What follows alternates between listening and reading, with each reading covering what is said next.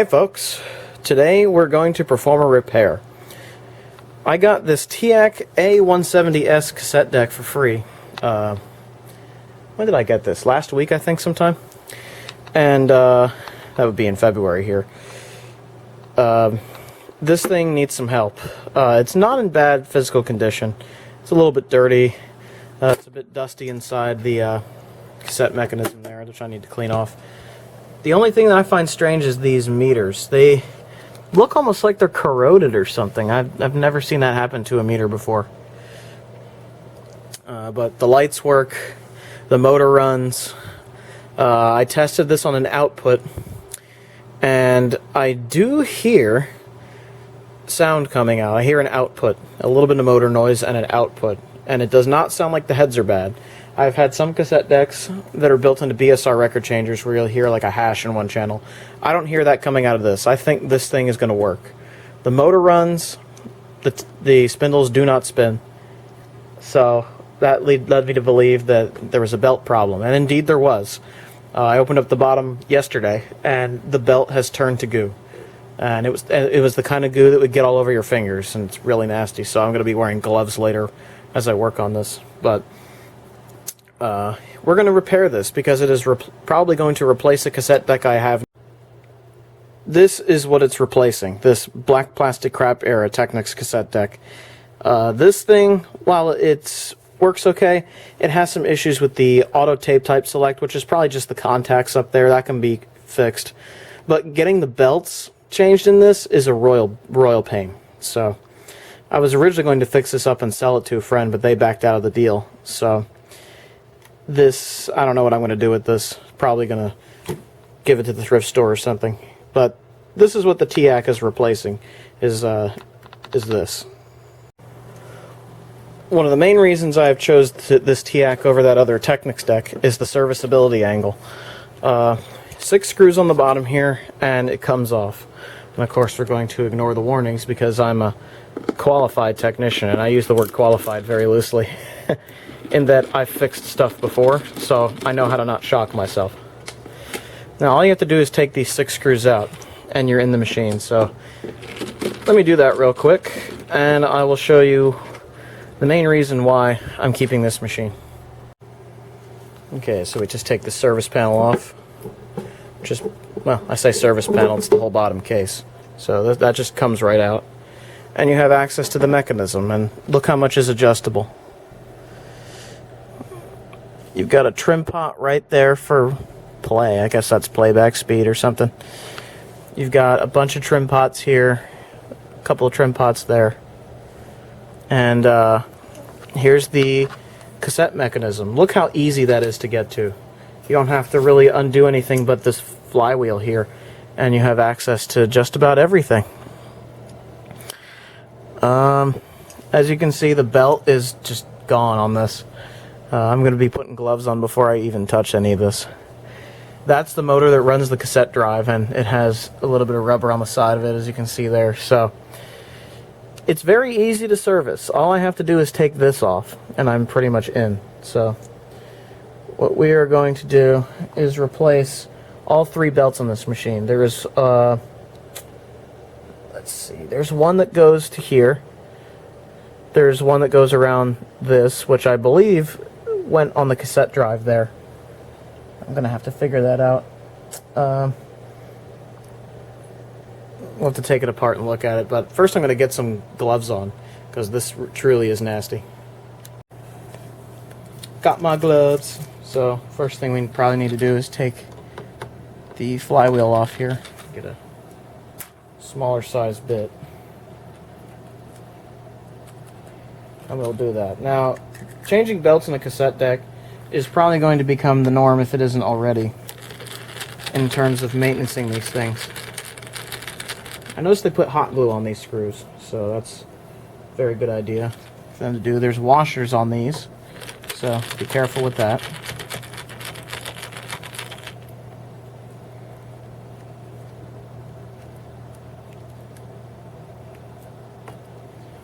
Okay.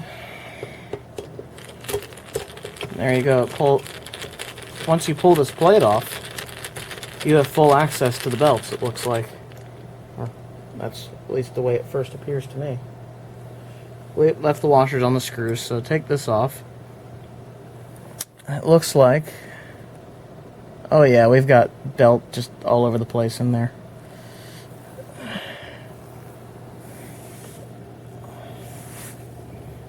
Now the question is, how did this go together?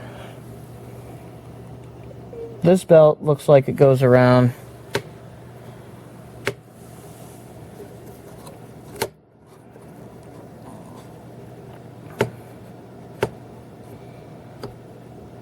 okay. So we've got several belt situations going on here. You're watching me figure this out as we go, so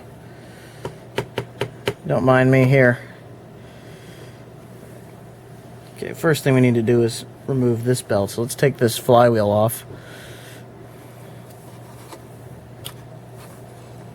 And get rid of these nasty old belts. Look at that.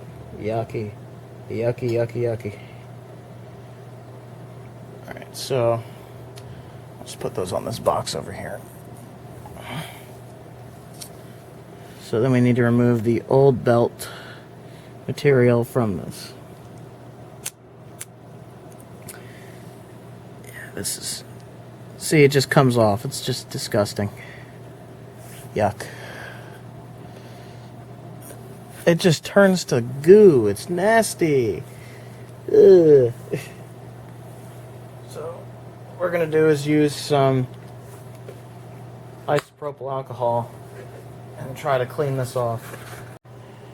Okay, we're significantly more apart. You actually have to take the chassis out of the system to get to the counter belt, which is here. So this one doesn't appear to be all melty and disgusting. So this should be a pretty easy replacement, assuming I can get the assuming I can just get this whole thing out of here. I think I just have to pull this little plate off, and then I can get to that belt, and then that's the first one we'll replace. And then we will replace the rest once I put the cover back on. I'm also going to clean in here while I'm at it because it's pretty gross. Okay, the first belt has been replaced here, and it's quite a thicker belt than the old one. Did I put the old one somewhere? I don't know if I did. Oh god, I lost the old belt. There it is. Here's the old belt. It's a very thin, sort of wispy nothing belt, whereas this one is much thicker, much higher quality. Very nice belt.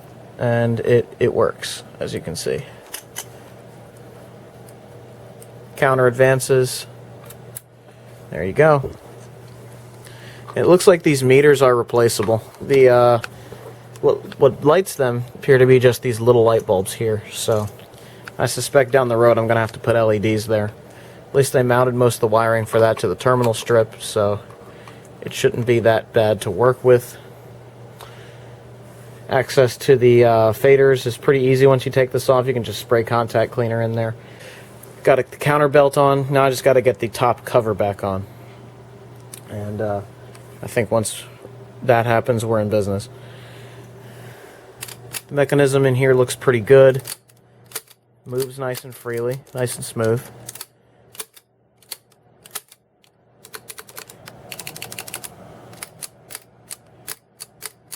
All moves nicely, so I'm not worried about that. All the bulbs are still good, surprisingly, so I won't have to replace those right away, thankfully. And I think we should be pretty good to go. It's amazing how serviceable this older equipment is. This is really nice to work with, so kudos to you, TEAC.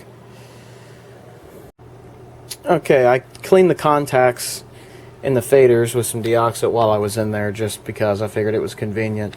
I also got the two belts on. We have the belts, the bigger belt that goes around the motor here, and the smaller belt that goes here, which I think is probably a rewind belt or something. And they both seem to spin just fine, so I think it is time we put the bottom cover on and we give this thing a test.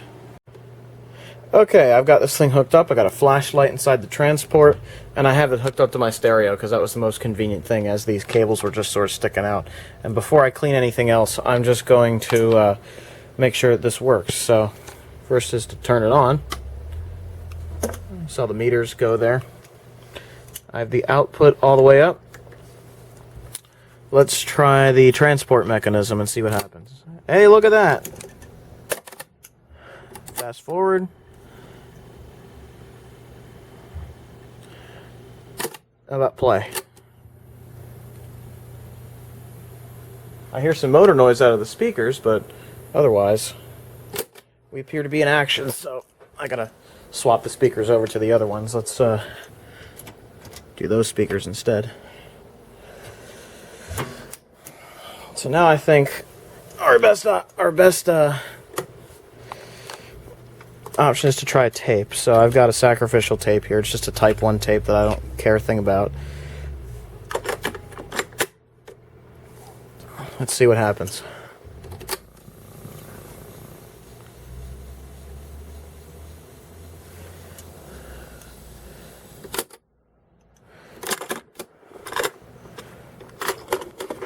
Might need to turn that around.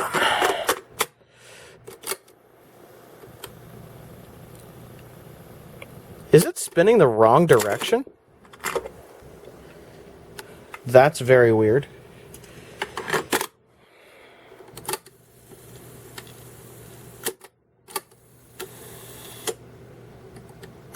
Let's rewind. Okay. Of Jamboree. That was a pseudo 1940. It's working. Tune.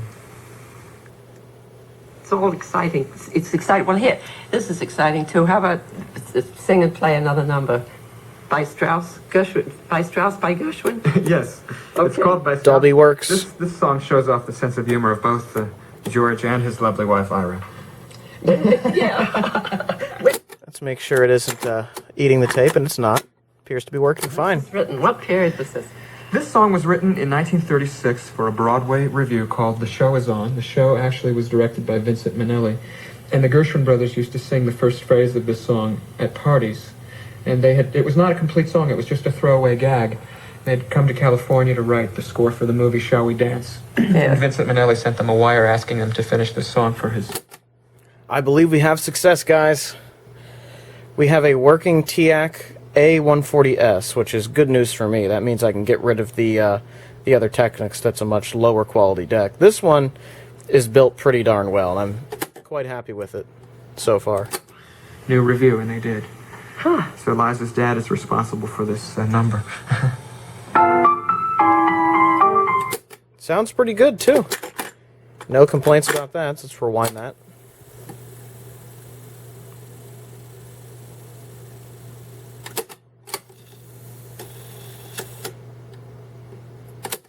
There's one problem, though. Fast forward doesn't quite work the way it should. Oh, now it's working the way it should. It's almost like the pulley gets a little confused, so...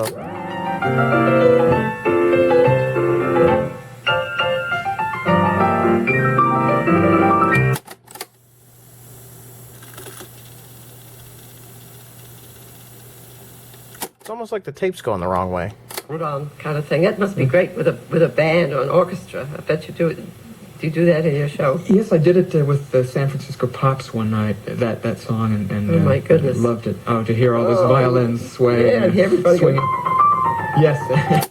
Yeah, I don't really understand why it does that. So it looks like it is eating the tape when that happens, so... Not really sure what that's all about.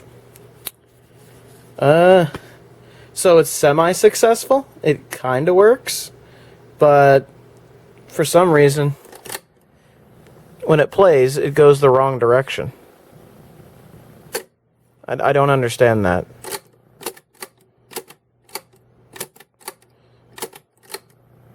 Yeah, so there's still some work to be done, but that's pretty close. I mean, it seems to work okay. Okay, so it's semi-working. It ate the tape a little bit. I rescued the tape. Tape is fine. I don't know. I don't know how to solve that problem. I've never seen a mechanism spin the wrong way when you play. That's very weird.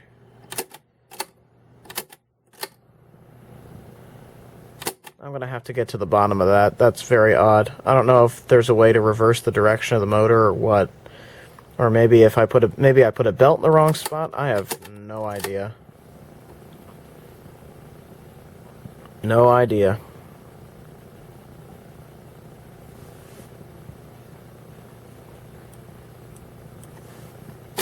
That's really weird. But it does work. Like, it's functional. The heads are good. It plays. I just need to figure out why it's spinning the wrong way. That's very odd. So I just took a look at a service manual for a very similar model, the A170, rather than the A170S, and I think I see what I did wrong. This is the belt assembly with the flywheel and all this stuff. See how this is routed around that? I didn't do that.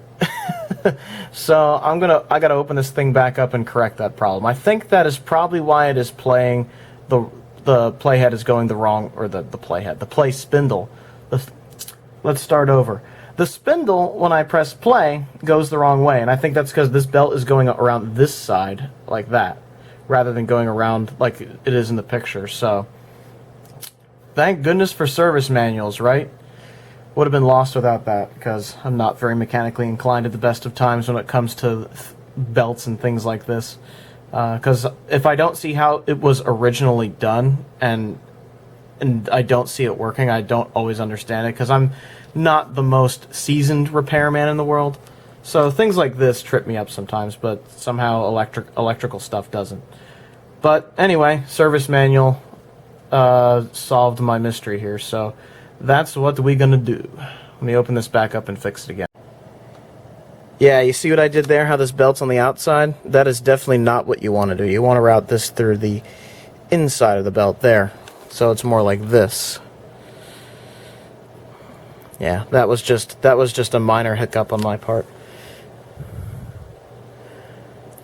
So if this belt being on the outside would actually spin the wheel the wrong way, so that explains why the playhead, or the spindle on the side that spins when you press play, was spinning the wrong way. So I just routed the belt wrong. So thank you, Hi-Fi Engine, for providing service manuals. Not for this particular model, but for one that was similar enough that I could get what I needed out of it. So, don't do what I did. If you get one of these TEACs that's this model, make sure you route the belt around the right side of this little thing here. Then it should play the correct way. So, now let's put this back together and see if that fixed my problem. I'm pretty confident that it did. Okay. This time, with the belt rerouted, let's see what the transport does. Rewind does what it's supposed to do. Let's fast forward. It does what it's supposed to do. And play appears to go the right way now. Well, we found our problem. So let's try our sacrificial tape again. And see what happens. That looks correct now. Yeah, that's better. Jamboree. That was a pseudo-1940s tune. Goodness, it's all exciting. It's exciting. Well, here, this is exciting too. How about sing and play another number by Strauss? Gershwin, by Strauss, by Gershwin. The U meters work? Yes. Okay. It's called by Strauss. This song shows off the sense of... Okay. Fast forwarding seems to work fine. Rewinding seems to work fine. Goodness, it's all exciting. It's exciting. Well, I think fast forwarding is working okay. If they want a hand, the waltz must be Strauss's. Yeah, yeah, yeah. All right, looks like we're doing pretty well. I think we have a successful repair on our hands. We just Dolby's working. It was a pseudo-1940s tune. goodness, it's all exciting. It's exciting. Well, here, this is exciting too. How about sing and play another number by Strauss? Gershwin, by Strauss, by Gershwin? Yes, Okay. It's called by Strauss. This song shows off the sense of humor of both George and his lovely wife, Ira. Yeah. When was this written? What period was this? This song was written in 1936 for a Broadway revue called The Show Is On. The show actually was directed by Vincent Minnelli. Okay, I think we have a successful repair in our hands. I have a good working TEAC A-170S cassette deck. So, all I had to do was replace the belts. And that's pretty much it. And of course, remember to always, if you don't know how the belts go, do what I didn't do and check the service manual in case you don't know. I thought I had it right, but I did kind of wing it, and unfortunately I didn't have it right. But the worst you're going to do is chew up a tape a little bit, and when you're testing equipment like this, use a sacrificial tape, always. And the Gershwin brothers used to sing the first phrase of this song at parties. And it was not a complete song, it was just a throwaway gag. They'd come to California to write the score for the movie Shall We Dance? And Vincent Minnelli sent them a wire asking them to finish this song for his new review, and they did. So Liza's dad is responsible for this number. There you have it.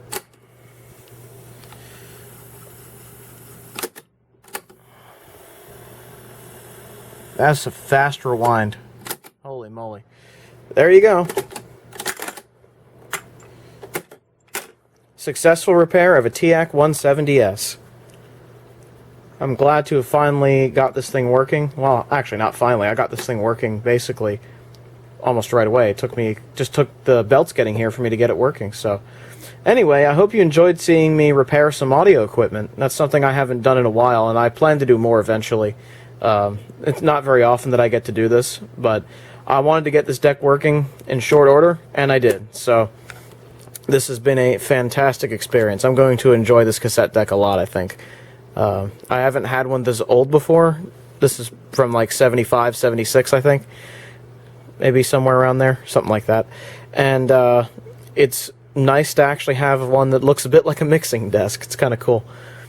But there you go. I got this thing for free, paid $15 for the belts, and installed the belts, which are much higher quality than the old ones. Thicker belts, you know, a little more substantial. And the cassette deck performs very well. Anyhow, successful repair. I'm very pleased to report we have a happy patient. Just remember not to screw up the routing of the belt like I did. If you'd like to find me on social media, you can follow me on Twitter and Reddit down below. And if you'd like to join our Discord community, you can also find that down below as well. Anyhow, I hope you all enjoyed this video. And have a good one, everybody. Ciao.